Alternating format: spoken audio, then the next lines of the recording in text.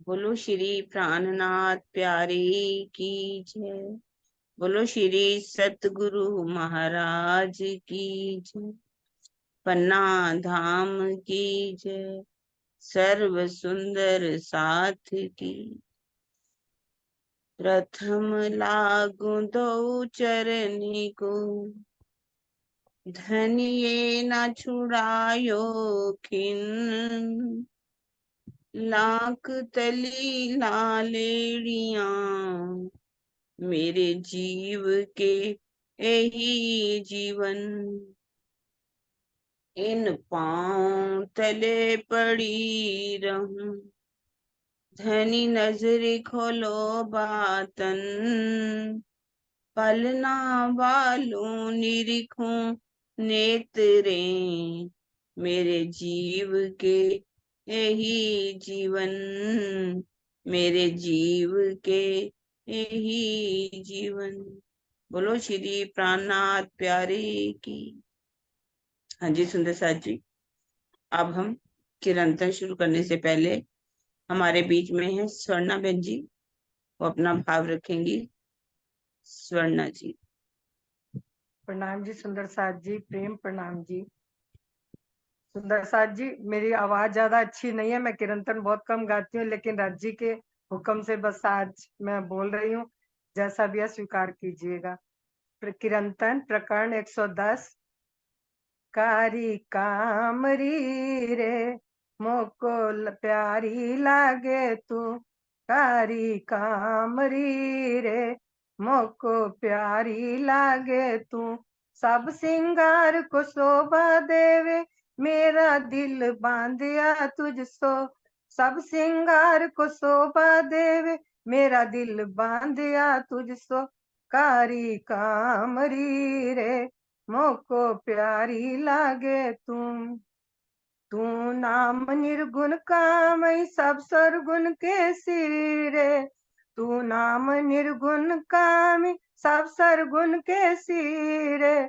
सब नंग मोती तेरे तले, कोई नाही तुझ परे। सब नंग मोती तेरे तले, कोई नाही तुझ पर। कारी कामरी रे, मोको प्यारी लागे तुम। कामरी पैरी ब्रज वधु और कामरी पैरी ब्रज वधु और सुंदर वर श्याम।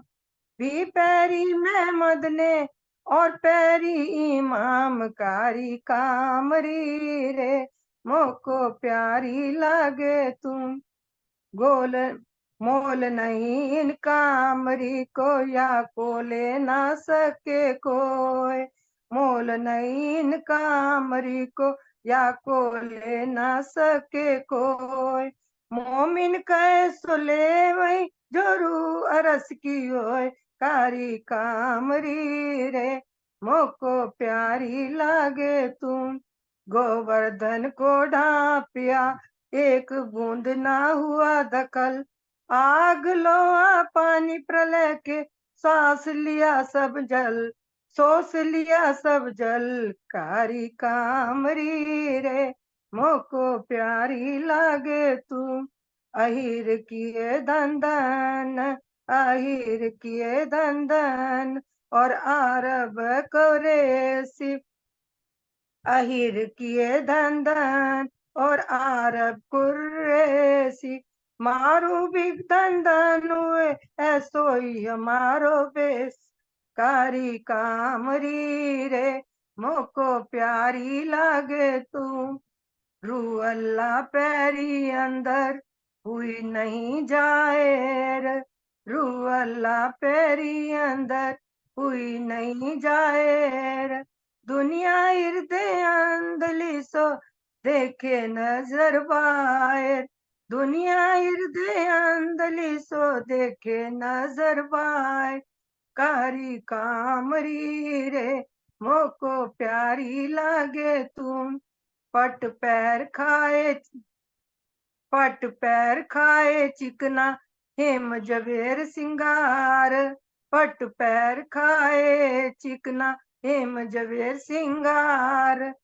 अकल जताई मोमिनो तिन दुनी करी मुर्दार कारी कामरी रे मोको प्यारी लागे तुम सुहाग दिया साहेब ने कामरी सुहागिन सुहाग दिया साहिब ने कामरी सुहागिन आगू बोले बुजुर्ग सराई साधु जन आगू बोले बुजुर्ग सराई साधु जन कारी कामरी रे मोको प्यारी लागे तू हमारे ताले मीने लिखे अल्लाह कलाम हमारे ताले मीने लिखे अल्लाह कलाम श्री मामत कै सब धुनी को प्यारी हो सी तमाम श्री मामत कै सब धुनी को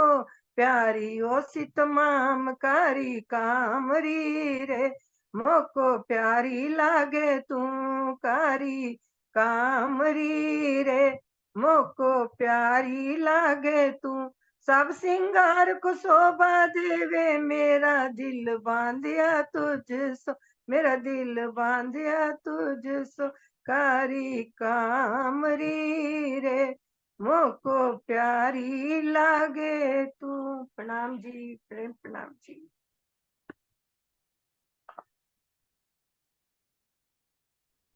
कामरी रे मोको प्यारी लागे सब सिंगार को शोभा देवे मेरा दिल बांधिया तुझसे। कामरी पहरी ब्रिजवरु और सुंदर वर शाम भी पहरी मोहम्मद ने और पहरी इमाम। बहुत ही सुंदर। इसके भाव सुनो, पढ़ेंगे हम जब कारी कामरी का प्रकरण आएगा, शायद 109 नंबर है, आनंद आएगा। चलो अब हम अपना शुरू करते हैं किरंतन प्रकरण। जी स्वर्णा दीदी, आप किरंतन बोला करो, ऐसा थोड़ी ना आप बोलते नहीं, किरंतन भी बोला करो, अच्छा बोलते। प्रैक्टिस करूंगी धीरे धीरे। हाँ, बहुत वाणी पढ़ने का और भी आनंद, बोलने का अलग ही आनंद आएगा।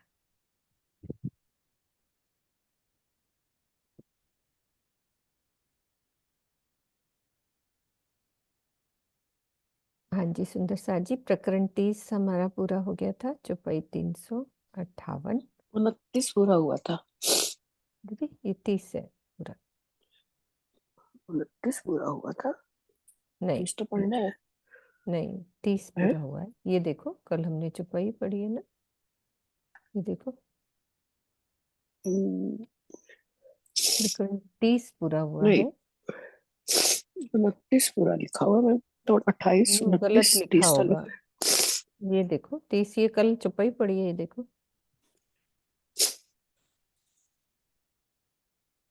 यही वाली तो यही पूरा चौपाई हुआ पढ़ी है। था। हाँ ठीक। यही पूरा पूरा हुआ है 30 देख लो, लिखने में गलती हुई होगी। ठीक है, श्री माम ये वाला 28 से पंक्तियाँ 29 28 से 29 प्रकरण पूरा हुआ लिखा हुआ है भाई। 28 प्रकरण पढ़ा है, उसके बाद 29 30 तो आएगी।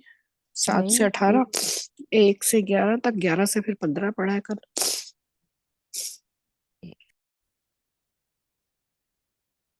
प्रकरण 30 ये है राग श्री सौरठ। कली में देखिया ज्ञान अचंभा, बातन मोहल रचे अति सुंदर, चेजा जिमी न थम्बा। श्री महामती जी कह रहे हैं कि इस कलयुग में मैंने आधुनिक वेदांतियों का कुछ अनोखा ही ब्रह्म ज्ञान देखा है।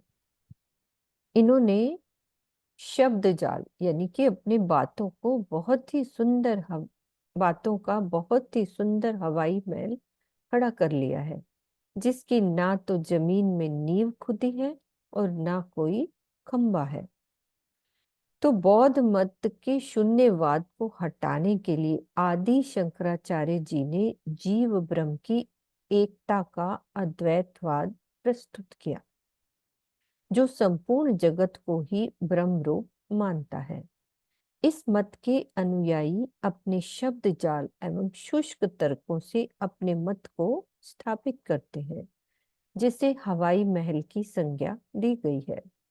इस मत के अनुयायियों को नवीन या आधुनिक वेदांती कहते हैं। इस प्रकरण में उन्हीं के ऊपर विशेष रूप से प्रकाश डाला गया है।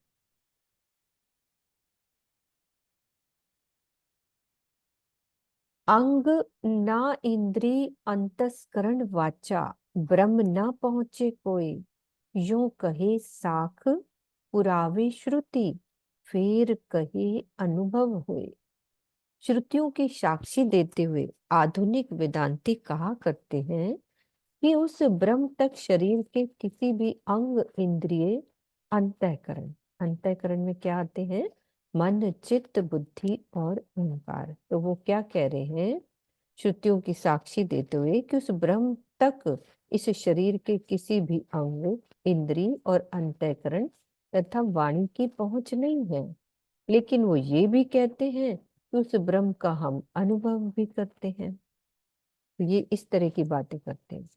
तो केनो उपनिषद एक अध्याय, जब ये उनकी 3 होगी, में कहा गया है कि न तत्र चक्षु गच्छति, न वाग गच्छति, न मनो। अर्थात उस ब्रह्म तक नेत्र की दृष्टि, मन या वाणी की पहुंच नहीं है। यही प्रसंग तैत्तिरीय, मुंडक आदि उपनिषदों में भी है। आत्मदृष्टि से ब्रह्म को देखा जाता है, जबकि अनुभव अंतःकरण का विषय है।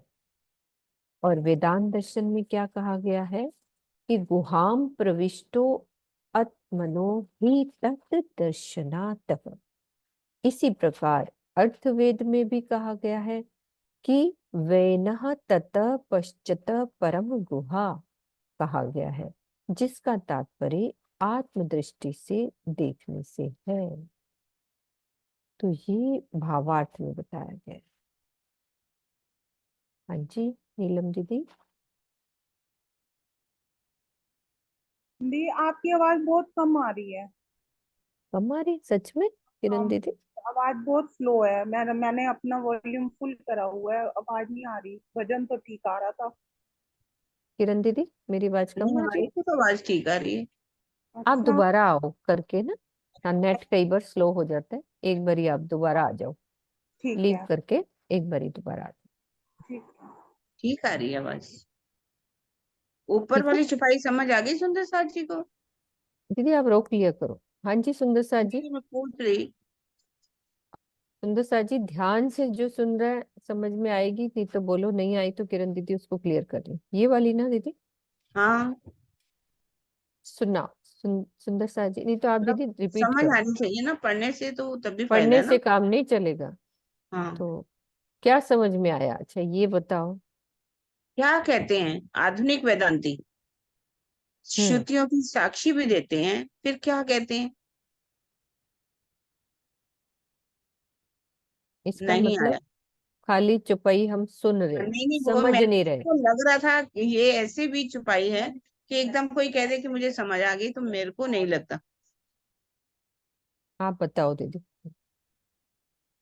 देखिए, ऐसा है कि आधुनिक जितने भी वेदांती हैं ना, वेद को पढ़ने वाले, उस सामने ही रखो जरा छपाई भी। एक मिनट, वो मेरा हाथ लग गया, हाँ कर। हाँ, वो क्या कहते हैं कि जो ब्रह्म है वहां तक ना नेत्रों की, नेत्र जो है हमारे वो पहुंचते हैं, कोई भी अंग, है ना। फिर इंद्रियां भी नहीं पहुंचती, अंतःस्करण भी नहीं पहुंचता और वाणी भी नहीं पहुंचती। फिर ये भी कह देते हैं कि हम ब्रह्म का अनुभव भी कर लेते हैं। ठीक है ना। अब कह रहे हैं कि केनोपनिषद में भी कह दिया गया, ना तत् चक्षु गच्छति वाग गच्छति न मनो। वहां हम्म पर आंख भी नहीं जाती, ना यहाँ का वचन जाता है, ना मन जाता है। यानी कि नेत्र की दृष्टि भी नहीं जाती, मन और वाणी की पहुंच नहीं। और यही बात तैत्तिरीयोपनिषद, मुंडकोपनिषद और उपनिषदों में भी लिखी हुई है। क्योंकि ये सच्चाई है कि गुण अंग इंद्रियों से सिर्फ अनुभव किया जा सकता है। अनुभव जो होता है ना, कई कहते हैं ना मुझे इतना दिख गया, अनुभव हुआ, तो वो अनुभव जो है जीव के हिसाब से, जो जीव का अंतःस्करण है उसके द्वारा होता है। और यदि हम ब्रह्म को देखना चाहें तो किस में देख सकते हैं? ब्रह्म को आत्म की नजरों से, आत्म के द्वारा ही देखा जा सकता है, ऐसा वेदांत दर्शन में कहा गया। अथर्ववेद में भी यही बात कही है। ये अथर्ववेद होता है, अर्थवेद नहीं, अथर्ववेद, ये है वाली ना? मात्रा इधर आएगी। नहीं नहीं नहीं, ये ठीक है, अथर्ववेद, अथर्ववेद, अच्छा। ठीक है ना? तो ये जो गुण अंग इंद्रियों से सिर्फ अनुभव किया जा सकता है, अनुभव अंतःकरण का विषय है। वैसे तो गुण अंग इंद्रियां पहुंचती नहीं, और अगर अनुभव होता है तो अंतःकरण से होता है। अगर कहो कि हमने ब्रह्म को देख लिया, तो ब्रह्म को हम किससे देख सकते हैं? आत्म दृष्टि से ही देख सकते हैं। ऐसा ये वेदांत दर्शन अथर्ववेद में भी, क्योंकि गुहाम प्रविष्टो आत्मनो हि तत् दर्शनात्, जब परम गुहा में आत्मा पहुंचती है, प्रेम के रास्ते पर चलती है, तभी उस पारब्रह्म का दर्शन होता है। उससे पहले तो सिर्फ जीव ही होता है, उसके गुणांग इंद्रियां होती है, तो उसकी पहुंच नहीं होती वहां तक। अंतःकरण से सिर्फ अनुभव होता है और आत्मा से उसका दीदार। हाँ जी सुंदर सा जी, समझ में आ गया? रेज हैंड कर दो, समझ में आ गया ना? आ गया ना? या फिर गर्दन हिला दो। आ आपको गया ना? दिखती है गर्दनें? हाँ, मुझे दिखती है ना दीदी, क्योंकि सबका मैं जब ये हटाती हूँ तो मेरे को कम से कम 8-9 सुंदर सा दिख जाते हैं। अच्छा, सुंदर सा जी ध्यान से सुनने वाली है ना, ऐसे नहीं फिर समझ में आएगा। वेदांत दर्शन वाले जो है ना, वो कहते हैं एक, इनका कुछ बात ही ऐसी होती है, कभी कुछ कह देते हैं, कभी कुछ कहते हैं। जैसे वही ना। वाणी में भी आता है, जो एक शराब बंदर है, उसको शराब पिला दी जाए और वो बहुत ज्यादा उछल कूद मचाता है। इसी तरह ये वेदांत दर्शन वाले भी अपना वक्तव्य बदलते रहते हैं। हम्म, कभी कहेंगे कि ब्रह्म कण कण में है, तो कभी कहेंगे ब्रह्म को देखा नहीं जा सकता, तो कभी कह देंगे कि ब्रह्म का अनुभव नहीं होता, अनुभव होता है, उसका दर्शन नहीं होता, वहां पर पहुंचता ही नहीं। ना तत् चक्षु गच्छति, ना वाग गच्छति, ना मनो, वहां पहुंचता नहीं। इनके जो वक्तव्य बदलते रहते हैं। ये आधुनिक वेदांती जितने हैं, उनकी बात की गई है। वास्तव में जो है उसमें सही तरह से लिखा हुआ है। एक बार फिर से वर्णन कर दो दीदी इस चुपाई का, फिर से चुपाई पढ़ के बता देते हैं। अंग न इंद्री अंतस्करण वाचा, कहते अंग न इंद्री अंतस्करण वाचा। अब जितने भी आधुनिक वेदांती हैं, श्रुतियों की साक्षी दे देते हैं, और क्या कहते हैं, वहां पर ब्रह्म तक शरीर का कोई भी अंग, आंख कान कुछ भी, इंद्रियां जितनी भी 10 इंद्रियां होती हैं, और अंतस्करण मन चित्त बुद्धि अहंकार, वाचा वचन की पहुंच नहीं है। ब्रह्म न पहुंचे, कोई ब्रह्म तक नहीं पहुंचे। यो कहे साक्षुति परामेश्रुति, ये साक्षी कितने देते हैं? साक्षियों श्रुतियों की साक्षी देते हैं। फिर कहे अनुभव के, फिर ये भी कह देते हैं कि ब्रह्म का अनुभव भी कर लेते। ठीक है ना? ये बात समझ में आएगी? फिर कहे अनुभव होए, फिर ये भी कह देते हैं कि ब्रह्म का अनुभव भी हो। फिर ये दो ऊपर, बातें कह रहे हैं ना दीदी, एक हाँ, बात कुछ कह रहे हैं फिर एक बात कुछ कह रहे हैं। अब स्वामी जी इसको बहुत अच्छा कह रहे हैं कि कैनो कैनो उपनिषद जो है उसमें कहा है, ना तत्र चक्षु गच्छति, ना वाग गच्छति, ना मनो।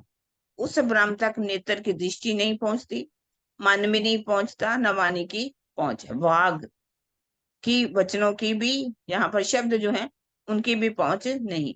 यही प्रसंग जो है तृतीय उपनिषद में भी लिखा है, मुंडको उपनिषद में भी लिखा है, और 108 उपनिषद माने गए, उनमें से कुछ 12-13 ही हैं जो एंथेटिक, जो सही कह सकते हो। बाकी जितने भी उपनिषद हैं वो बने हुए हैं। ठीक है?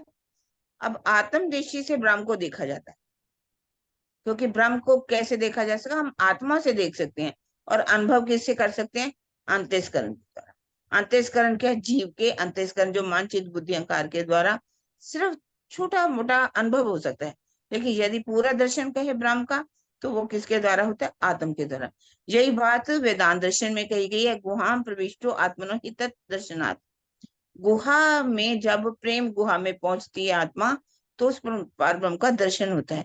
अथर्ववेद में भी यही बात कही गई है वेन तत्पश्यत परमम गुहाम, अर्थात परम गुहा में ही पहुंच करके दर्शन होता है, आत्म दृष्टि से देखने से, इसका अर्थ। हम्म, हाँ जी, समझ आ गई जी। आगे जी भी बस ऐसे इसी बात को कहा गया। यही आ रही है। क्या अहम कह रहे थे? ब्रह्म, अहम ब्रह्म अस्मि होए के बैठे, तत्वमसि और कहावे, स्वामी शिष्य न क्रिया करनी, यूं महावाक्य दृढ़ावे। वे लोग क्या करते हैं, स्वयं को ही ब्रह्म मानकर बैठे रहते हैं तथा अपने शिष्यों को भी यही उपदेश देते हैं कि तुम भी ब्रह्म ही हो। इस महावाक्यों अयम आत्मा ब्रह्म, अहम ब्रह्मस्मि, तत्वमसि तथा सर्वम खिलद्वम अलविदम। ब्रह्म खलविदम ब्रह्म को रटते हुए ये गुरु शिष्य उस पार ब्रह्म की उपासना आदि क्रियाओं से रहित हो जाते हैं। सब कुछ खुद पे ही घटाते हैं, मैं भी ब्रह्म हूँ, तुम भी ब्रह्म हो, सब जगह ब्रह्म ही ब्रह्म। तो ये यही करते रहते हैं। तो उपनिषदों के कथनों को तोड़ मरोड़ कर इस प्रकार की मान्यताएं गढ़ ली जाती हैं, उनका वास्तविक आशय इस प्रकार का कदापि नहीं। वास्तविक अर्थ कोई और होता है, तो ये अपने ऊपर ही घटा दे। खट प्रमाण से ब्रह्म है न्यारा, सो कहे अद्वैत हम आप, माया ईश्वर त्रैगुण हम थे, हम ही रहे सब में व्याप। जो अद्वैत ब्रह्म 6 प्रमाणों से रहित है, स्वयं को उसी का स्वरूप मानते हैं कि हम ही साक्षात ब्रह्म हैं। माया ईश्वर यानी कि आदि नारायण तथा त्रिगुण का अस्तित्व ही हमसे ही है और हम ही सब में व्यापक है। तो ऐसा वो कहते हैं। ईश्वर फिरे न रहे त्रैगुण, त्रैगुण चले जीव भेले, एक कहावे ब्रह्म सब पैदास या थे, और जात है आप अकेले। ईश्वर फिरे न रहे त्रैगुण, महाप्रलय में आदि नारायण का अस्तित्व न रहने पर ईश्वर आदि नारायण को कहा। सत्य रज और तम भी लय हो जाते हैं। जब वो लय होएगा आदि नारायण, तो नेचुरली ये भी लय हो जाएगा, त्रैगुण यानी सत्य रज और तम भी लय हो जाते हैं। और जिनके साथ अन्य जीव भी लय को प्राप्त हो जाते हैं। त्रैगुण चले जीव भेले, वो भी प्राप्त हो गए लय को। तो एक कहावे ब्रह्म सब पैदास या थे। जब ये वेदांती ऐसा कहते हैं कि हम साक्षात ब्रह्म हैं और हम ही से संपूर्ण जगत पैदा हुआ है और जात हैं आप अकेले, तो अकेले अकेले क्यों मरते हैं? जब सारा कुछ इकट्ठा हो गया तो ये अकेले अकेले क्यों मरते हैं? तो वे अपने साथ सारी सृष्टि को लेकर क्यों नहीं मरते? क्या ब्रह्म भी मृत्यु को प्राप्त होता है? तो ये इनकी है कहानी। ये भी कुवत समझ आ गई ना सुंदर साथ जी? हाँ, बोलो, ये रिपीट कर सब दो। समझ आ गई ना? छुपाई सबको आ गई होगी वैसे, है बहुत आसान। ये मतलब बड़ा अच्छे से आ रही। ईश्वर फिरे मतलब आदि नारायण जब चला गया तो त्रिगुण, तो वो भी तो उसका नहीं, भी लय हो बता रही जाएगा। हैं कि जब आदि नयन का अस्तित्व नहीं रहता, सतगुण रजोगुण तमोगुण सभी जीवों का लय हो जाता है। यदि ये वेदांती कहते हैं कि हम साक्षात ब्रह्म, अहम ब्रह्मास्मि, तत् ब्रह्मसि, तुम भी ब्रह्म हो, सर्व कल्विदम ब्रह्म, सब ही ब्रह्म है। फिर यदि आप ब्रह्म हो, आपकी मृत्यु हो जाती है, यदि आप साक्षात ब्रह्म हो, तो फिर आप अकेले क्यों जाते हो? सारी सृष्टि को लेकर के क्यों नहीं जाते? यदि आप तो सारे ब्रह्म, इसका मतलब कि ब्रह्म की मृत्यु हो गई, ब्रह्म की तो कभी मृत्यु होती ही नहीं है। तो इसका हम्म मतलब है कि वेदांती जो भी बात कहते हैं, इनका जैसे कि हवाई महल बना देते हैं, हवा महल में जिसका ना कोई थंबा है ना कोई नींव है, ऐसे हवा महल इन्होंने बना रखे। इस बात को ये प्रकरण में कहा गया। कुवत कछुए न पाइये माहे, खेले मोह में परे, परवसवन भोम का एक न चढ़ सके, कहावे ईश्वर को महाकारण। कुवत कछुए न पाइये माहे, इनमें किसी भी प्रकार की आध्यात्मिक शक्ति नहीं होती, बल्कि ये अपने मन के अधीन होकर माया मोह के खेल में मगन रहते हैं। खेले मोह में परे परवश मन, मन के अधीन होकर इस माया मोह में खेल में मगन रहते हैं। ये ईश्वर को महाकारण स्वरूप में मानते हैं। ईश्वर का क्या मतलब है? आदि नारायण को महाकारण स्वरूप में मानते हैं, किंतु 7 भूमिकाओं में से किसी एक की भी प्राप्ति नहीं कर पाते। अब ये 7 भूमिकाएं कौन सी हैं, आगे शायद स्वामी जी क्लियर करेंगे। नवीन वेदांती ब्रह्म के 2 रूपों की कल्पना करते हैं। जो नवीन वेदांती है ना, वो ब्रह्म को 2 रूपों में मानते हैं। वो कौन से? एक तो ब्रह्म का वह विशुद्ध रूप पर ब्रह्म जिसमें माया की कोई गंध नहीं होती, और दूसरा वह रूप जो माया से संयुक्त होता है। इसे ही सबल ब्रह्म यानी अपर ब्रह्म, ईश्वर, आदि नारायण, महाविष्णु, हिरण्यगर्भ आदि कहते हैं।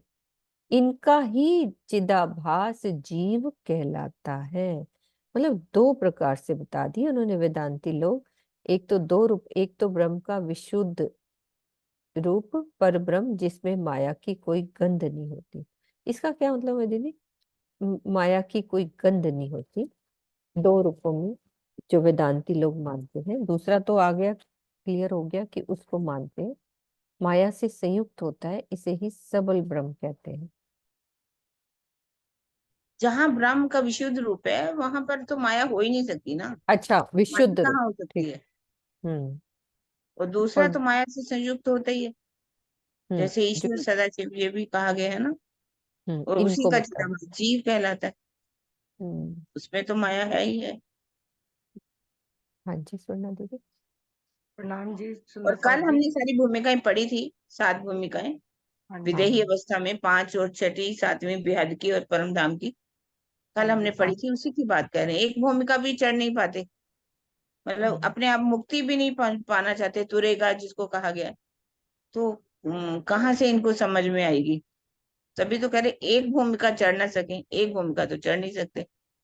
पहले मुक्ति क्या है उनके बारे में उनके दिल में कोई बात ही नहीं आती कि हमें कैसे मुक्ति मिल सकती है। धर्म ग्रंथों का वो ज्ञान पूरा समझे तभी तो उनको समझ में आई ना। ये 5 जो भूमिका हमने पढ़ी थी, 7, ये कल उनकी बात पढ़ी की थी थी। ना अपन ने पूरी, वही बात। हाँ जी, हाँ दीदी। हाँ जी। मैं ये कह रही थी कि ये तो वैसे तो खेल में मग्न रहते हैं, फिर ये ईश्वर को महाकारण स्वरूप में मानते हैं। महाकारण किस रूप में मानते हैं इसको ये?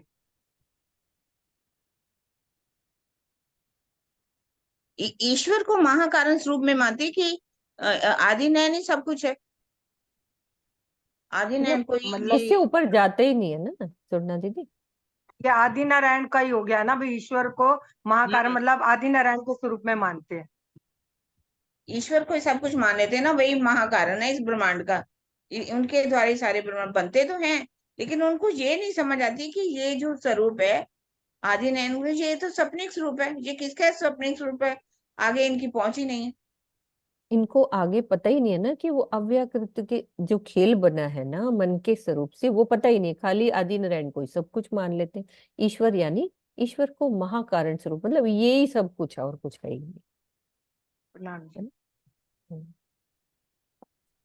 3 शरीर उड़ावे मुख थे, आप होत हैं ब्रह्म, पूछे तैं कहे हम भोगवे, प्रालब्ध जो कर्म।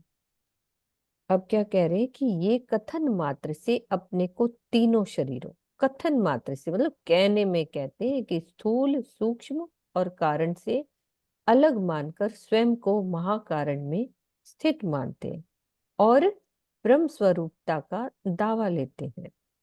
जब इन्हें कोई शारीरिक या मानसिक कष्ट होता है तो पूछने पर कि जब आप ब्रह्म हैं तो आपको कष्ट क्यों होता है, इनका उत्तर यही होता है कि हम तो केवल प्रारब्ध भोगते हैं।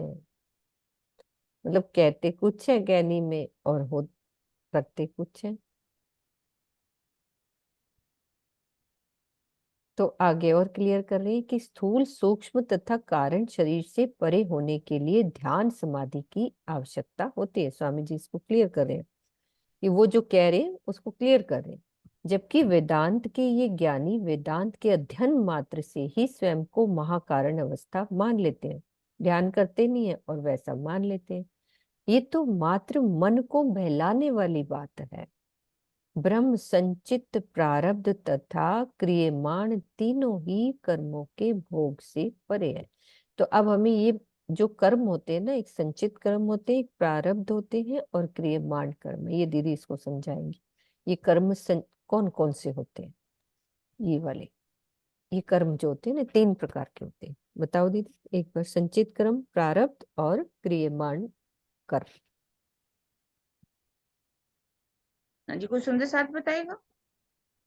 दीदी संचित संचित, तो मेरे को प्रणाम जी सुंदर साथ जी। हम्म, संचित का मुझे ये लगता है कि जो हमने पहले कुछ भी मतलब हमने कर्म किए होते हैं, जो पहले एकत्रित हुए होते हैं, जो हमारे मन में जो हमने पहले किए, वो तो संचित हो गए। और प्रारब्ध जो हम ये कह देते हैं कि हमारे भाग्य में ये लिखा है, भाई हमारे भाग्य के अनुसार ही हो रहा है, तो ये तो प्रारब्ध हो गया। और क्रियामान जो हम करते रहते हैं। बाकी आप बताओ। ठीक है, बिल्कुल ठीक है। प्रारब्ध यानी कर्म दीदी ऐसे होते हैं पिछले कि जन्म में मैंने जो किए हैं अच्छे कर्म, वो मेरे संचित मेरे बैंक में, मतलब मैंने जो किए थे पिछले जन्म में, जो भी किए थे अच्छे कर्म, वो संचित है, यानी कि वो है। और प्रारब्ध मीन्स वो कैसे हुए ये कि वैसे कहा जाता है कि प्रारब्ध कर्म वो होते हैं जो जैसे सृष्टि बनती है ना, उसी हम्म। उसके बाद ही कुछ ना कुछ कर्म लिखे जाते हैं हमारे। अच्छा। प्रारब्ध कर्म, हाँ, वो हमें भोगने ही पड़ते। क्रियामान तो हम रोज करते हैं। अभी हमने हाँ ये तो क्या दिल पता। में सोचा, अभी हमें सजा मिल गई है ना, अरे अरे हम्म मैंने गलत सोचा था, अभी मुझे। और जो संचित होते हैं, हमने जो फिक्स कर रखे पहले जन्मों में, जन्म में जो किए थे हमने संचित, वो वाले लेकिन वो कह रहे हैं कि जो ब्रह्म है, वो तो इन उनको ये कर्म कैसे लग सकते हैं? यदि तुम ब्रह्म हो, अपने आप को मानते हो कि हम मां कारण की अवस्था में पहुंच चुके हैं, तो फिर अगर आप कर्मों का फल भोगते हो, तो क्यों भोग रहे हो? वो कहते हैं हम तो प्रारब्ध कर्म है, हमारे शुरू से लिखे गए हैं, तो ये तो हमें भोगने ही पड़ेंगे। हम्म ऐसा ही ये बात कहते हैं। हम्म। माया ईश्वर ते होत है न्यारे, न्यारे होत तीन दे, अद्वैत को प्रालब्ध लगावे, देखिया ज्ञान बड़ा ब्रह्म ए। मैंने इन नवीन वेदांतियों का ऐसा विचित्र ब्रह्म ज्ञान देखा है, जिसमें जीव को ब्रह्म घोषित करने वाले ये विद्वान स्वयं को तो माया, ईश्वर यानी कि सबल ब्रह्म या आदि नारायण तथा स्थूल सूक्ष्म एवं कारण शरीरों से अलग घोषित करते हैं, किंतु उस निर्विकार अद्वैत ब्रह्म को ही प्रारब्ध कर्मों के बंधन में बांधने से नहीं चूकते हैं। दोनों बातें हो गई ना। तो ब्रह्म तो क्या है? संचित प्रारब्ध एवं क्रियामान कर्मों का फल देने वाला है। उसे प्रारब्ध कर्मों के बंधन में कहना अज्ञानता के सिवाय कुछ भी नहीं है। उनका फल जरूर देता है ब्रह्म, लेकिन उसी को बांधोगे प्रारब्ध कर्मों के बंधन में, तो ये तो अज्ञानता ही है ना। हाँ जी वर्षा दीदी। प्रणाम जी। दीदी दीदी, संचित का मतलब होता है भविष्य के लिए इकट्ठा करना। जैसे हम पैसे वगैरह इकट्ठे करते हैं ना, कि हमारे ही भविष्य में काम आएंगे। तो ब्रह्म जो है ना, मतलब भूतकाल, वर्तमान और भविष्य तीनों से मतलब रहेगा, उनके तीनों कालों से कोई फर्क नहीं पड़ता। ये हाँ आएंगे। हाँ हाँ बिल्कुल।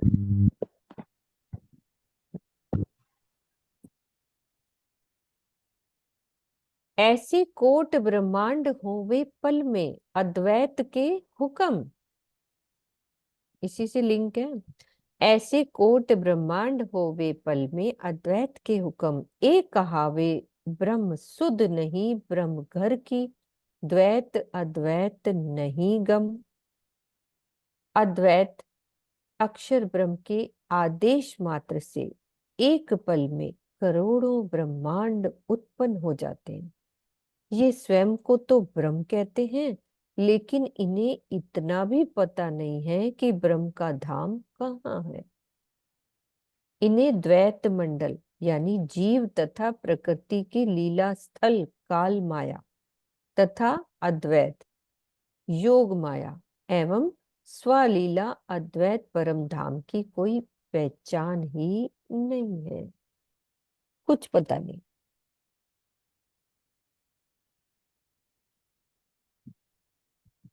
सुख मुनि बानी बोलिया वेदांत, सो इनो क्यों समझी जाए। होसी प्रगट प्रकाश निज बुद्ध का, सो श्री महामती देसी बताए। अब श्री महामती जी क्या कह रहे हैं कि सुखदेव जी ने भागवत में वेदांत का वर्णन किया है। सुखमुनि बानी बोलिया वेदांत, लेकिन ये आधुनिक वेदांती उनके कथनों को समझ नहीं पाते, सो इन्हों क्यों समझी जाए। फिर कह रहे कि जब निज बुद्धि की वाणी का प्रकाश फैलेगा तो उसे मैं स्पष्ट करूंगा। होसी प्रगट प्रकाश निज बुद्ध का, सो महामती देसी बताए। तो ये क्या अभी तक प्रकट नहीं हुआ था सुंदर साथ जी, ये बताओ। उन्होंने बोला होसी प्रगट प्रकाश निज बुद्ध का, जब निज बुद्धि की वाणी का प्रकाश फैलेगा तो उसे मैं स्पष्ट करूं। तो ये जो वाणी अभी तक जो कही उन्होंने, क्या वो निज बुद्धि का वाणी नहीं थी? हाँ जी वर्षा। प्रणाम दीदी। आपने कल भूमिकाएं पढ़ी थी ना, उसमें एक भूमिका विचारणा भी आई थी। मतलब जो शास्त्रों को विचार पूर्वक पढ़ते हैं, तो ये जो वेदांती लोग हैं, जैसे शास्त्रों में सुखदेव जी ने लिखा तो है, लेकिन ये उसे विचार पूर्वक नहीं पढ़ते और उन सब चीजों को यहीं दुनिया में ही घटा देते हैं। जबकि सुखदेव जी ने लिखा है कि उस प्रगट का मतलब उस प्रगट बुद्धि का ज्ञान जो है वो प्रकाशित होगा, मतलब अभी प्रकाशित नहीं हुआ है। इनका सीधा सीधा संकेत तारतम वाणी की तरफ ही है दीदी। मुझे तो ऐसे ही समझ आया और किरण दीदी बताएं। नहीं, ये तो मामती जी कह रही है ना। एक मिनट, तुम्हारी आवाज बड़ी खराब आ रही है, बहुत कटती है। बंद करो एक मिनट वर्षा, बहुत ज्यादा कटती है। हाँ जी, रहनी टीम सुनीता, हाँ जी आ जाओ भाई हमारी दीदी ये टीम। वेदांतियों को तो कुंभ कुंभ में समझा रहे हैं ना मामती जी। और ये हम्म। वाणी तो निज बुद्धि तो हमारी जो 4 किताबें उतरेंगी पन्ना जी में जाके, उसकी बात कर रहे हैं स्वामी जी, प्राणनाथ जी, मामती जी। जब निज बुद्धि की 4 किताबें उतरेंगी, खिलवत परिक्रमा और सागर श्रृंगार, उसकी बात कर रहे हैं। हाँ जी किरण दीदी।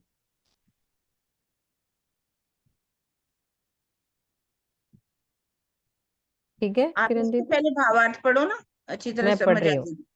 मैं पढ़ रही हूँ भावार्थ, वैसे ही दिल में बात आ गई तो बात कर ली। ठीक है। वेदांत का तात्पर्य, वेद का निर्णय अर्थात अध्यात्म के संबंध में वेद का क्या कहना है। श्रीमद् भागवत के पंचअध्यायी रास में कहा गया है कि गोपियों ने अपने त्रिगुणात्मक तनों को छोड़कर उस योग माया के ब्रह्मांड में प्रवेश किया। जो भागवत के जो पंचअध्यायी में क्या लिखा हुआ है कि जो गोपियों ने अपने शरीर को छोड़ा तो योग माया में हम रास में गए, जहां असत जड़ और दुखमय जगत का नामो निशान भी नहीं है। वहीं पर महाराज की लीला की, सबको पता है केवल भर में महाराज की लीला हुई। इससे स्पष्ट सिद्ध होता है कि जहां पर ब्रह्मानंद और ब्रह्म लीला है वहां जड़ माया का प्रवेश नहीं है। अब क्या कह रहे हैं कि जबकि जो आधुनिक वेदांती हैं, इस जड़ जगत से परे ब्रह्म के अखंड स्वरूप के विषय में वो जानते ही नहीं है, बल्कि जगत को ही ब्रह्म रूप कहते हैं। वही बात आ गई ना, खिलवत परिक्रमा सागर श्रृंगार ग्रंथ में परब्रह्म के धाम स्वरूप और लीला का वर्णन किया गया है। तो श्री महामती जी का संकेत इन्हीं ग्रंथों की तरफ है। तो बात उन्होंने सही करी कि निज बुद्धि की वाणी, क्योंकि चुपई में आई है ना, होसी प्रगट प्रकाश निज बुद्ध का, सो महामती देसी बताए।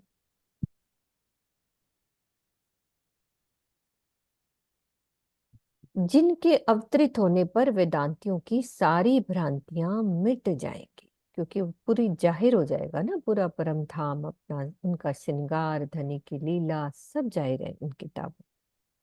हाँ जी सुनीता जी, बिल्कुल सही।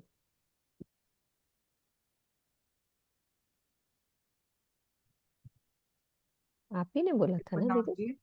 हाँ जी हाँ जी, सुनना दीदी। प्रणाम जी।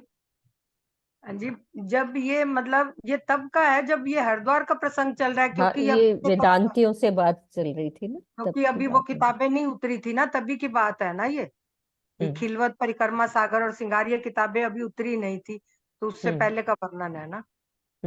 बिल्कुल। हाँ। ये पता है, सूरत में जाते हैं, जगह कई जगह पर जाते हैं, तो वहां पर वेदांतियों से उनकी बातचीत चलती रहती है। बातचीत होती ये रहती है सिर्फ ना उनसे तो। वहां पर हरिद्वार की बात ही नहीं कर सकते हम, कि वहां पर उन्होंने ये बातें करी वेदांतियों से। अब सूरत में आप पढ़ेंगे, जितने भी थे वो वेदांत के ही थे, भीम भट्ट, श्याम भट्ट।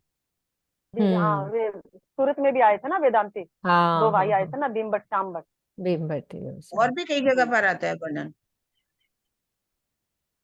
ठीक है, प्रकरण हमारा 31 हुआ समाप्त। 368 चौपाई हो गई है। प्रकरण 32 शुरू हो रहा है। राग श्री गौड़ी। भाई रे ब्रह्म ज्ञानी ब्रह्म दिखलाओ, तुम सकल में साई देखा। ए संसार सकल है सुपना, तो तुम पार ब्रह्म क्यों पेख्या। श्री महामती जी कहते हैं कि हे ब्रह्म ज्ञानी भाइयों, आप जगत के कण कण में जिस ब्रह्म को देखते हो, उसे मुझे भी दिखाइए। जब ये सारा संसार स्वप्न मत है, तो आपने इसमें परब्रह्म को कैसे देख लिया। सत सुपने में क्यों कर आवे, सत साई है न्यारा। तुम पार ब्रह्म सो परच्या नाई, तो क्यों उतरोगे पारा। सत्य स्वरूप महामती जी कह रहे हैं कि जो सत्य स्वरूप ब्रह्म है, इस स्वप्नवत मिथ्या जगत में कैसे आ सकता है। वह तो इस नश्वर जगत से सर्वथा परे है। फिर क्या कह रहे हैं कि जब आपको उस सच्चिदानंद ब्रह्म की पहचान ही नहीं है, तो आप इस भव सागर से कैसे पार होगे। संसार को स्वप्नवत कहने का भाव ये है कि जिस प्रकार स्वप्न टूटने के बाद देखा गया दृश्य भी समाप्त हो जाता है, उसी प्रकार ये जगत भी महाप्रलय में लय हो जाता है। सर्वदा एक रस रहने वाला ब्रह्म यदि इस जगत के कण कण में विराजमान होता, तो संसार कभी भी लय को प्राप्त नहीं होता। तुम बैकुंठ जमपुरी एक कर देखी, तब तो शास्त्र पुराण सब भान्या। सुखदेव व्यास के वचन बिना कौन कहे मैं जान्या। जब सृष्टि के कण कण में ब्रह्म ही समाया हुआ है, तब तो बैकुंठ और यमपुरी में कोई भेद ही नहीं होना चाहिए। उन्होंने एक ही कर दिया ना, तुम बैकुंठ जमपुरी एक कर देखी। तो जबकि दोनों में स्पष्ट भेद है, दोनों को समान मानने पर तो धर्मशास्त्र तथा पुराणों के कथन ही झूठे हो जाएंगे। बैकुंठ में सुख ही सुख है, जबकि नरक में दुख ही दुख है, ऐसा पुराणों में लिखा है। वो कह रहे कि तुम्हारी बात ही झूठी हो जाएगी।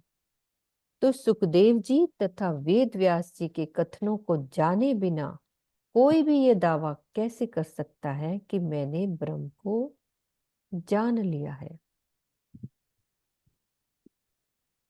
इस बात को क्लियर करो। हाँ, मैं ये भी पूछने लगी थी, सुखदेव जी का हाँ, वर्णन करो। क्यों सुखदेव आया जी है। ने कहाँ वर्णन किया था, किसको किया था। हम वाणी पढ़ते हैं, पाठ इतने पढ़ते हैं, अगर ना भी करें तो पाठ तो पढ़ते ही हैं। इसमें सुखदेव जी का बहुत अच्छा वर्णन है, कौन से ग्रंथ में, किसको बताया था। हाँ जी, रेजन करो सुंदर सा जी। कृष्णा दीदी। प्रणाम जी दीदी। हम्म श्रीमद् भागवत से राजा परीक्षित को बताया था। जी राजा जी, राजा परीक्षित सुनने देखा था। प्रणाम जी बताओ, दीदी। बताओ पूरा बता दो ना, क्या बताया था। राजा परीक्षित को कथा सुना रहे थे श्रीमद् भागवत की, और तब ये वर्णन आया था राजा परीक्षित के, उसमें बैकुंठ में और ये सब कुछ समझाया था। ज्यादा तो पता ना दीदी मेरे को इतना। कोई बात नहीं, ज्योति दीदी हाँ, तो बताती पूछ लो। है। उसी बात को ज्योति दीदी पूरी करती है। ज्योति दीदी खोलो, मैं चुपई हटाती हूँ, आप बोलो। प्रणाम जी दीदी। दीदी यही हमें बोलना था, जो बताने लगे कि इतना है नरक का, ऐसा नरक का भोगना पड़ता है, तो परीक्षित राजा एकदम बेचैन हो गए। अभी तो कितना उसमें से 28 कुंड को वर्णन ही किए थे, तो ऐसे हो गया। फिर बाद में यही बताएं कि जो सुख व्यास जी लिखे हैं 18 पुराण, वो उससे तो और हमारे जो समाज है वो भटक चुका है। अब श्रीमद् भागवत जो है, जिसमें अभी आया था ना, हमारी अखंड ब्रिज रास की लीला है, तो उसमें आया है कि जो प्रेम प्रेम शब्द है आता है ना, हमारे चौपाई में वाणी में भी, प्रेम न बारी उपजे प्रेम बसत गोपियों के माई। प्रेम आया ही नहीं था, जब ब्रिज की ब्रह्म सृष्टि आई तब पहली बार प्रेम आया, और ब्रह्म और परमात्माएं। और एक ये भी आया है कि 28वां कलयुग में ब्रह्म और परमात्माएं आएंगी। तो राजा परीक्षित ने पूछे थे कि क्या कैसे वो जब आएंगे तो क्या उनका रहनी हो, कैसे दिखेंगे, तो वो सब बातें बताए थे। दीदी एक चौपाई आता है, चौपाई याद नहीं है, तो बताए थे कि सभी देवी देवताओं को छोड़कर एक पूर्ण ब्रह्म परमात्मा की उपासना करेंगे, तो उसी से समझना कि वो ब्रह्म की आत्माएं हैं। हाँ जी, आदित्य और क्लियर कर दो। नाम जी दीदी। दीदी इसमें मुझे एक ही बात याद आ रही है कि सुख व्यास कहे भागवत में, प्रेम न त्रैगुण पार, प्रेम रसत ब्रह्म सृष्टि में जो खेले स्वरूप ब्रजरास। तो ये बात राजा परीक्षित को सुखदेव व्यास जी ने बताई थी। प्रणाम जी। प्रणाम जी। हाँ जी किरण दीदी, और बात क्लियर कर दो। नीलम दीदी एक बार कुछ बोल रही है। नीलम मतलब दीदी। उन्होंने 56, उन्होंने जब कहा कि वर्णन किया 84 नरक कुंडों का वर्णन किया, तो 28 का जब वर्णन किया तो उसी समय कहा जाता है कि राजा परीक्षित जो बेहोश हो गए। 56 का तो वर्णन ही नहीं हो पाया, क्योंकि नरक कुंड है, इसका मतलब वहां पर दुख ही दुख है और वैकुंठ में सुख ही सुख है। मतलब ये इस चौपाई में कहा है कि यदि आप दोनों को इकट्ठा कर देते हो, हाय रे ब्रह्म ज्ञानी ब्रह्म दिखलाओ, तुम सकल में साई देखा, ये संसार सकल है सपना, तो तुम पार ब्रह्म को क्यों पेख्या। यदि तुम कहते हो कि पार ब्रह्म जो है कण कण में विराजमान है, तो फिर नरक और कुंड में तो भेद होना ही नहीं चाहिए। जो कि अगर ऐसा करते तो सुखदेव जी व्यास जी ने जो इनका वर्णन किया है, कर्मों का वर्णन किया है, कुंडों का वर्णन किया है, तो वो तो गलत हो गया। फिर यदि आप कहते हो कि स्वर्ग और नरक एक ही है, फिर यदि किसी को कहा जाए कि आप नरक में जाओ, तो वो नरक में क्यों नहीं जाना चाहते। यदि नरक में भी तो फिर वही ब्रह्म है ना, तो उसमें भेद क्यों मान रहे हो। तो इस तरह से इन्होंने भी, जो व्यास जी ने भी ग्रंथ लिखे हैं, उन्होंने भी इसमें कर्मों का वर्णन किया है। कर्मों के अनुसार ही फल मिलता है, तो इसका मतलब है कि एक नहीं कर सकते हम इनको। अगर ब्रह्म तुम कहते हो सारी सृष्टि में ब्रह्म ही ब्रह्म है, तो सारा ब्रह्मांड सच्चिदानंद होना चाहिए, तो ये इस ब्रह्मांड तो सत्य जड़ और दुख में ही है। इस बात को इन्होंने चुपाई में क्लियर किया। हो गया। ठीक है। यामी बड़ भागी बये वल्लभाचारज, जाको सुखदेव का गुण भाया, उत्तम टीका किन्हीं दसम की, तो इन ए फल पाया। अब कह रहे हैं कि संसार में वल्लभाचार्य जी बहुत ही भाग्यशाली हुए हैं। यामी बड़ भागी भये वल्लभाचार्य, जिन्होंने क्या किया, सुखदेव जी के वचनों का महत्व समझा है, जाको सुखदेव का गुण भाया। इन्होंने क्या किया, श्रीमद् भागवत के 10वें स्कंद का अति सुंदर टीका किया। इन्होंने उसका टीका किया 10वें स्कंद का, जिसमें क्या है, क्षर से परे बेहद में होने वाली अखंड ब्रिज और रास का वर्णन पाया जाता है। जो उन्होंने टीका किया ना वल्लभाचार्य जी ने श्रीमद् भागवत के 10वें स्कंद का, उसमें क्षर से परे बेहद में होने वाली अखंड ब्रिज और रास लीला का वर्णन पाया जाता है। हाँ जी सीमा दीदी।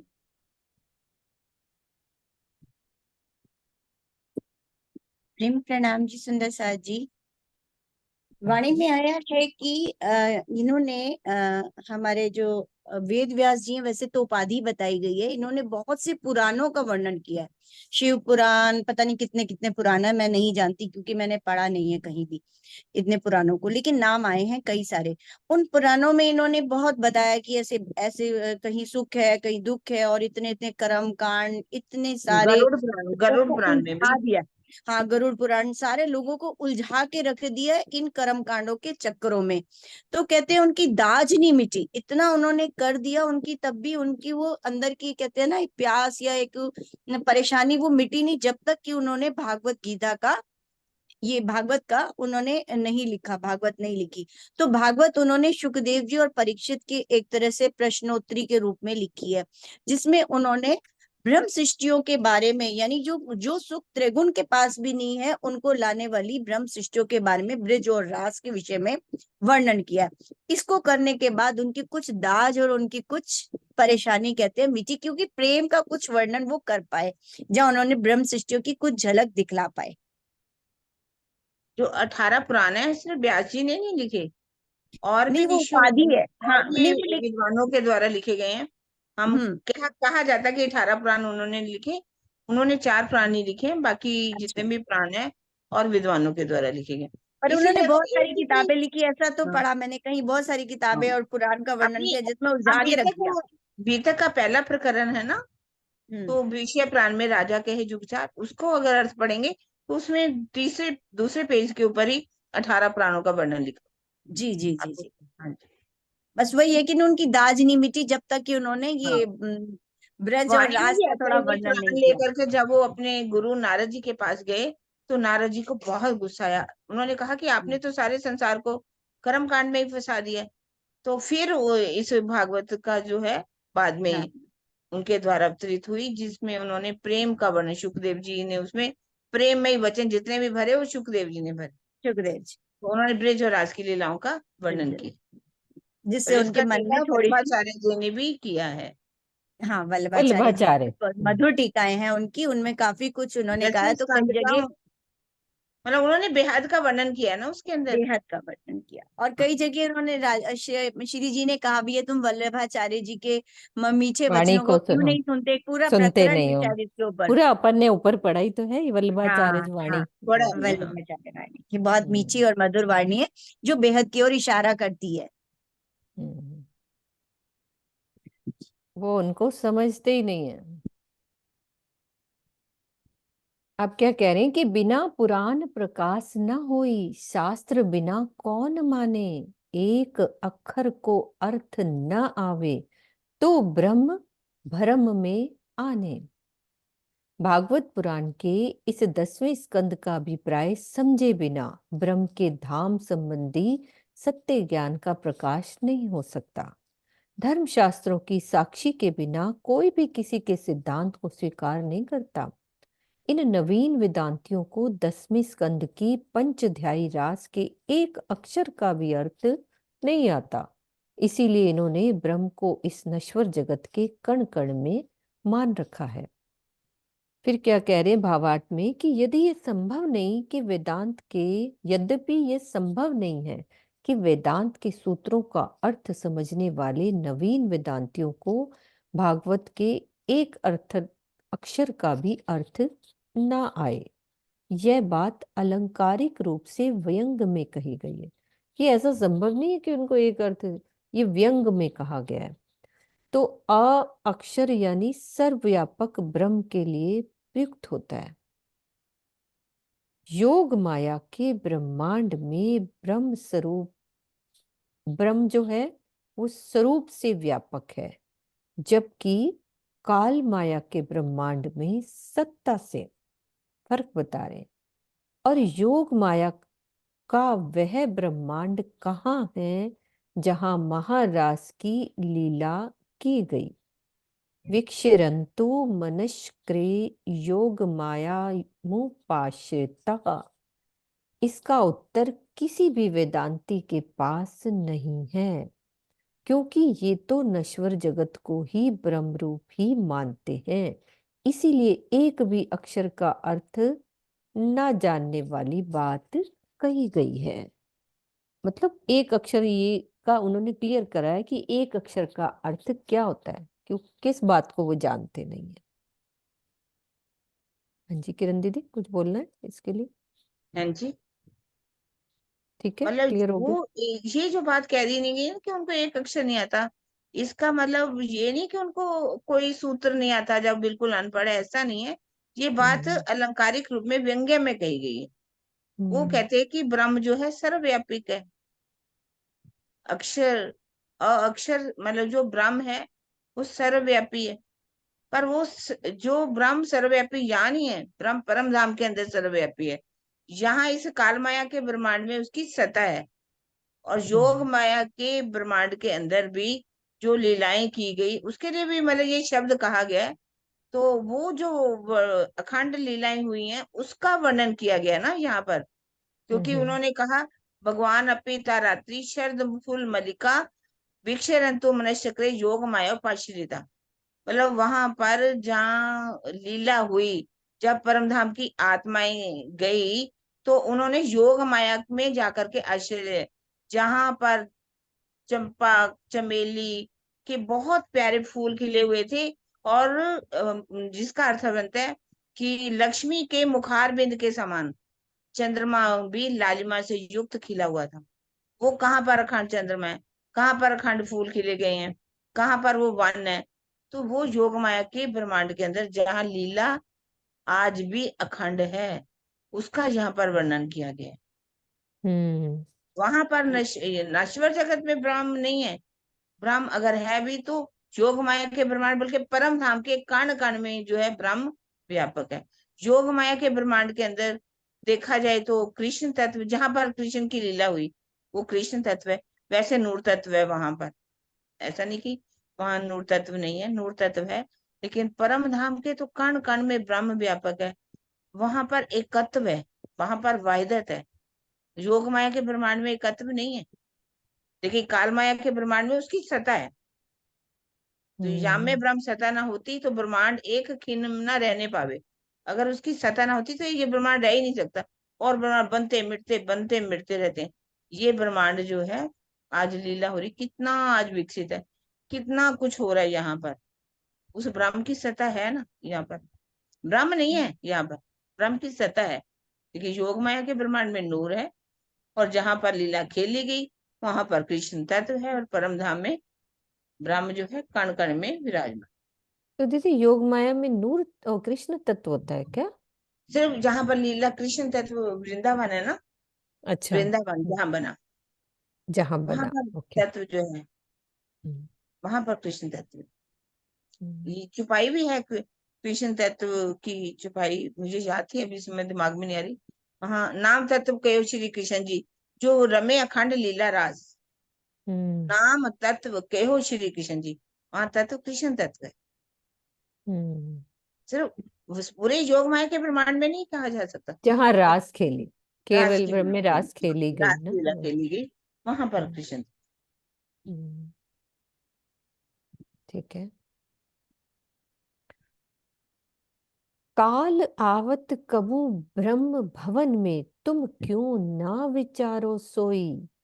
अखंड साई जो यामे होता तो भंग ब्रह्मांड को ना होई। हे वेदांत के विद्वानों, आप अपने मन में इस बात का विचार क्यों नहीं करते कि भला काल का क्या सामर्थ्य है जो ब्रह्मपुरी में प्रवेश करे, कबू ब्रह्म भवन में, है ना। यदि इस नश्वर जगत के कण कण में ब्रह्म विराजमान होता तो कभी भी महाप्रलय होता ही नहीं, तो भंग ब्रह्मांड को न होई। तुम केवल काल तत्व ज्ञानी ब्रह्म ज्ञानी भये, सब दरवाजे खोजे साधो पर शून्य छोड़ कोई न गए। हे संत जनों, आपने काल तत्व का ही ज्ञान प्राप्त करके ब्रह्म ज्ञानी होने का दावा कर दिया है। आपने उस पर ब्रह्म को पाने के लिए अनेक मार्गों का अनुसरण किया, लेकिन कोई भी निराकार को पार करके आगे नहीं जा सका। तो काल तत्व के ज्ञानी होने का तात्पर्य बता रहे हैं कि काल माया के ब्रह्मांड के बोध से भी काल माया के ब्रह्मांड का बोध हो जाए, जहाँ की प्रत्येक वस्तु उत्पन्न होती है और विनाश को प्राप्त होती है। ज्ञानी लोगों ने इस नश्वर ब्रह्मांड को ही दिव्य ब्रह्मपुर कह दिया। दिव्य ब्रह्मपुरे ही एषः व्योमिन आत्मा प्रतिष्ठितम्। ये मुंडोक उपनिषद का है चौपाई, इनके जो चरण है। प्रकृति से परे उस दिव्य ब्रह्मपुर को कोई भी नहीं जानता। निराकार से उत्पन्न होने वाले ये सभी ब्रह्मांड उसी में पुनः लय हो जाते हैं। अंतोतगत्वा निराकार भी नहीं रहता। इस प्रकार वर्तमान के समय के ज्ञानी जनों ने अपने को क्षर जगत तक ही सीमित रखा हुआ है, इसके आगे की उनको जानकारी नहीं है। ठीक है सुंदर साथ जी, यहाँ तक की चौपाई दोहराते हैं। हमारी चौपाई 7 हुई है। तुम केवल काल तत्व ज्ञानी ब्रह्म ज्ञानी भई, सब दरवाजे खोजे साधो पर शून्य छोड़ कोई ना गए, पर शून्य छोड़ कोई ना गए। बोलो श्री प्राणनाथ प्यारे की जय। बोलो सुरना दीदी, जयकारा लगा दो। बोलो श्री प्राणनाथ प्यारे की जय। श्री सद्गुरु महाराज की जय। श्री पन्ना धाम की जय। समझ सुंदर साथ की जय। प्रणाम जी। प्रणाम जी। किरण दीदी के यहाँ बच्चा कौन सा है, वो भी जयकारा लगा दो। ये किरण के नाम से कोई बच्चा खड़ा है, आराम अच्छा, से देख रहे हैं। हाँ किरण। हाँ कुछ किरण है, उनके साथ कोई बच्चा है, वो देख रहे हैं ना। मैंने कहा शायद कुछ बोलने के लिए। हाँ बेटा जयकारा बोलो, खोलो अपना अनम्यूट करो। ठीक है, वो देखने आए थे। हाँ ठीक है सुंदर साथ जी।